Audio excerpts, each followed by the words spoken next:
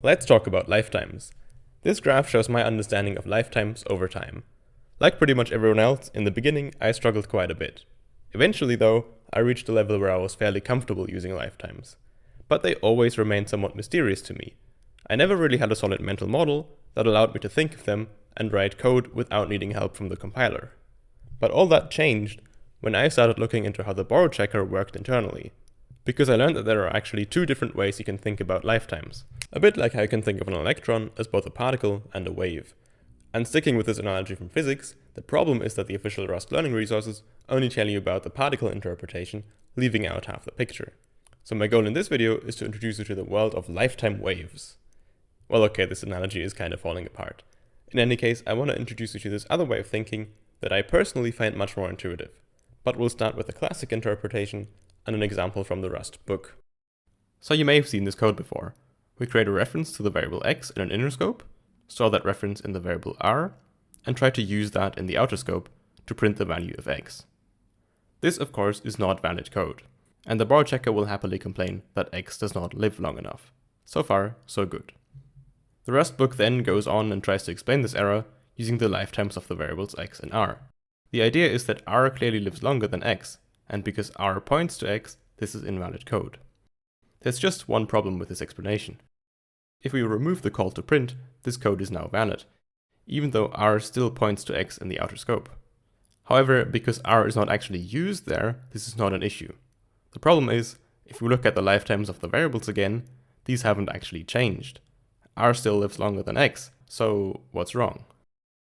Well, what's shown here aren't actually lifetimes. These are scopes, parts of the code where certain variables can be accessed. A lifetime is something else. The Rustonomicon defines them as named regions of code that a reference must be valid for. Okay, let's unpack that. These scopes are indeed named regions of code. That part is fine. However, they don't specify where references must be valid. First of all, x is not a reference at all. Therefore, it doesn't have a lifetime. And second, even though r is a reference, the region of code ticr does not actually specify where the reference r must be valid. Intuitively, that wouldn't make any sense, because up here, r isn't even initialized, so r's lifetime cannot start before this assignment down here. And then after the print, we don't actually need r to be valid anymore, because it's not used there. So in fact, this is what r's lifetime actually looks like. But if there's only one lifetime in this example, then why is there an error at all? Well, that's because r's lifetime crosses the closing curly brace of the inner block, where x goes out of scope. And because r points to x, that is not allowed. If we now remove the print again, then r's lifetime collapses, because r isn't used anymore. And because its lifetime now no longer crosses the closing curly brace, this code is now valid. Alright, now we have a rough understanding of what lifetimes are. They're regions of code that certain references must be valid for. Makes sense, right? Well, let's say we come across a struct definition that uses two lifetimes. This is a bit weird, isn't it? We're looking at a definition of a data structure, but it uses lifetimes, which are regions of code. So if we want to understand what this definition actually means, do we now have to think about regions of code? Well, to me that never made too much sense. And we'll get to how I think of definitions like this now, later on in the video. First, let's have a look at another example, which we'll use to introduce this other way of thinking about lifetimes. This example is similar to the previous one. Again, we create a reference to x in the inner scope and assign that to r. Only this time we print the value inside the inner scope. Then afterwards, in the outer scope, we reassign r to point to foo, which is declared at the start of the function. And again, we print what r points to at the end. However, this time the code is valid, even though r is the reference in the outer scope, and that's of course because it was reassigned to point to foo before the read. Now let's have a look at the lifetimes again. Here we can see that r's lifetime is now split. And that's because lifetimes are computed using a concept known as liveness. Liveness is fairly simple. A variable is live if its current value may be used later in the program. So going back to the example, we can see that this use of r in the inner scope is the last use of r before the reassignment in the outer scope. Meaning on these two lines in between, r is not actually live, which is why its lifetime has a hole here. But this picture is actually not complete, because we don't just need to know where r needs to be valid, we also need to know what r can point to. And we've actually used this information implicitly before. Let's remove the reassignment of r. Now we have something resembling the first example. And if you recall, we said that this was invalid because r's lifetime crossed the closing curly brace where x went out of scope. But that's of course only an issue because r points to x. If it pointed to foo instead, this code would just be valid. But let's undo all of those changes. Instead, let's make the reassignment of r conditional.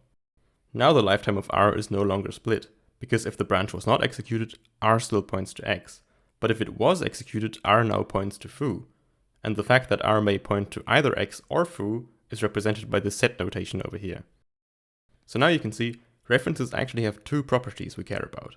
The first is when they must be valid, as in which regions of the code, and second, what they can point to. And this second property, what a reference can point to, is what we'll explore in the rest of this video. You see, a reference really is just a special kind of pointer. Special because it has this take a thing that the compiler uses to validate that the reference never points to invalid memory. And usually we think of take a as the reference's lifetime, as in which regions of the code the reference needs to be valid in. But as we've just seen, that's only half of the equation. So what if instead of thinking about take a as when the reference needs to be valid, we thought of it as what the reference can point to, as in which region of memory? Let's illustrate this idea with an example. Here's the function longest, which just returns the longest one of two strings. Now let's think of this take a as some region of memory.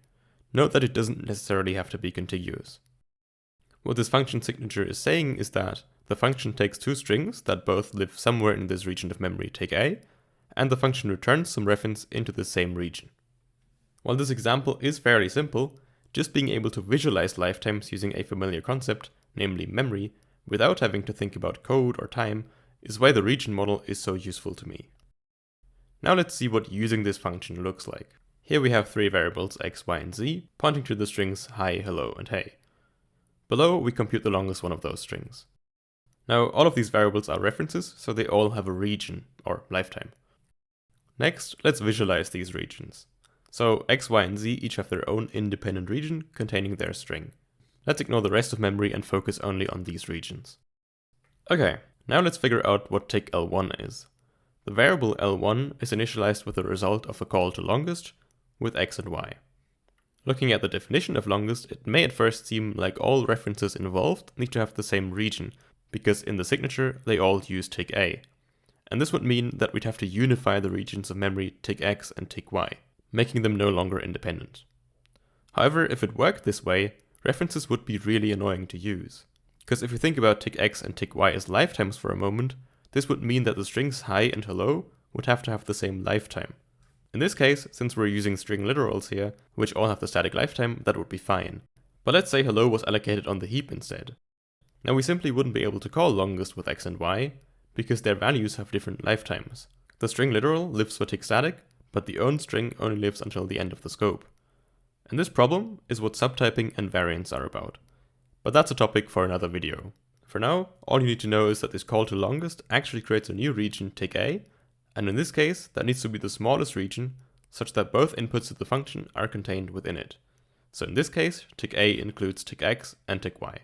Now, since the result is assigned to L1, let's call this resulting region tick L1. And similarly for the second call, a new region is created. This time it must include the new tick L1 and tick Z. And let's call this one tick L2.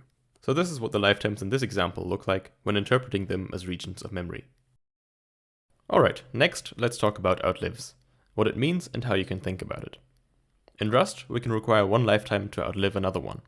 It's not super common that you have to use this feature explicitly, like in this example, but implicitly you do actually use it pretty much all the time, perhaps without even realizing. In the last section, we talked about how, at first, the signature of the function longest seemed as though all references involved had to have the exact same lifetime. And we talked about how, if it worked this way, that would be pretty annoying. But for the next example, let's pretend this was actually how lifetimes worked. Two references using the same lifetime parameter need to have the exact same lifetime. And our goal is now to change the function longest to still allow the user to pass in strings with different lifetimes. To achieve this, we have to use multiple lifetime parameters, one for each input and one for the output. However, making this change breaks the code, because the references we're trying to return are now unrelated to the output lifetime. But we can fix this by adding outlives constraints. The question is just, which ones do we need? While the compiler error you'd get for this code would actually just tell you which ones you need, we're of course trying to understand lifetimes and arrive at the solution ourselves. And to do that, we need to understand what outlives actually means. And to do that, let's switch back to thinking about lifetimes as regions of memory. So here we have our input and output regions. Currently they're unrelated. What we now have to tell the compiler is that both input regions need to be contained in the output region, so that we can return either of the input references.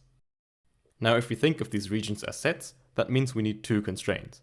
Tick S1 is a subset of tick out, and tick S2 is also a subset of tick out. Just simple set theory. Now, it just so happens that the outlives constraint in the region-based model is actually just a subset constraint. That's what it means.